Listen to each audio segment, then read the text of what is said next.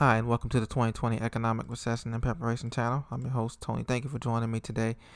Please be sure to hit that subscribe button if you haven't already to get the latest real-time economic and financial news that's 100% truthful and 100% unfiltered. Please subscribe today. Today, ladies and gentlemen, I want to get right into it. The U.S. consumer spending slowed so much in August that things are looking really, really bad for the United States economy. As you know, according to CNBC.com, U.S. consumer spending appeared to slow in August as extended unemployment benefits were cut for millions of Americans. There is no deal by Congress.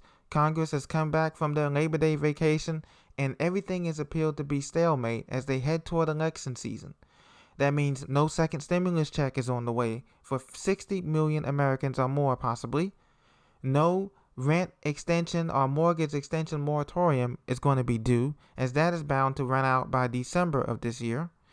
The data offered more evidence that the economic recovery from this sickness was faltering, sputtering out, or even dying. No such thing as a K-shaped recovery, and this is in the media, so you can imagine how bad it actually is on the real streets of America. Core retail sales, which correspond most closely with the consumer spending component of gross domestic product, fell 0.01% last month after a downwardly revised 0.9% increase in July, the Commerce Department said. Overall retail sales increased only 0.5%, in part helped by higher gasoline prices, supposedly. U.S. consumer spending slowed as 60 million Americans were cut from their extra unemployment benefit, $600 unemployment benefit.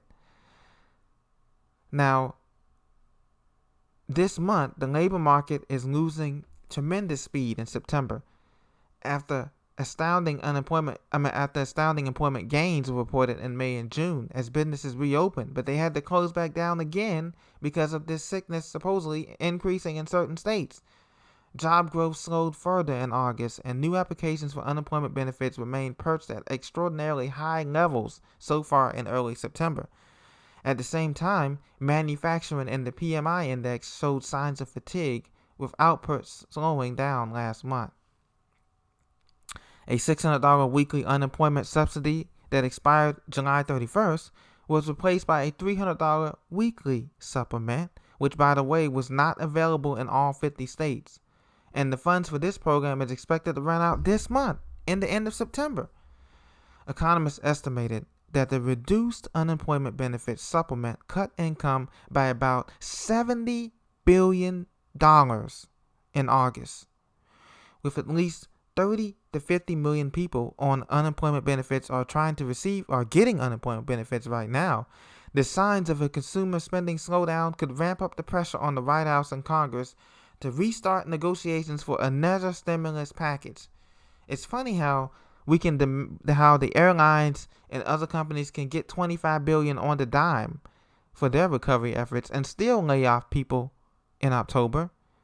Yet, the American people on Main Street, we cannot get a measly $1,200 to $2,000 stimulus check, which is nothing really in the grand scheme of things, for a country that is already $27 trillion in debt right now, as the debtclock.org continues to tick online and elsewhere. Government money was credited for the sharp turnaround in economic activity that started in May, but now that has faded. Consumer spending is 75% of this economy, and people are not spending on nothing but the essentials. Dollar General, Dollar Tree, Aldi grocery store, places like that are filled with people getting the essentials. Nothing more, nothing less. Nobody's traveling. Nobody's taking trips with their families to these exotic locations like they were in the past. Morton's Steakhouse dinners and all of that has been pushed to the side to a once-a-month thing, if at all. Cooking at home, delivery at home, HelloFresh deliveries at home have become record pace. Virtual classes have become virtual classes where people are not spending on backpacks and schools closed as kids do school in their pajamas and do video learning. Consumer spending suffered a record collapse in the second quarter as GDP dropped to a record negative 32.9%. That's depression numbers there. But now we're going to be into the official depression come second quarter 2021, ladies and gentlemen.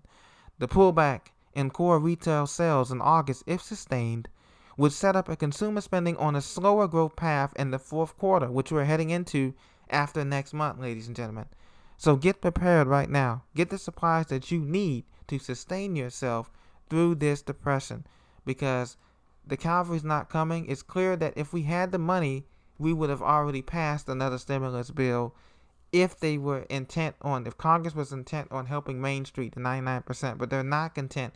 They're content on helping themselves, on helping filling up their pockets for money and getting a golden parachute where the rest of the cities in this country burn to the ground or either suffer from depression like unemployment and health challenges. This is what's coming, ladies and gentlemen.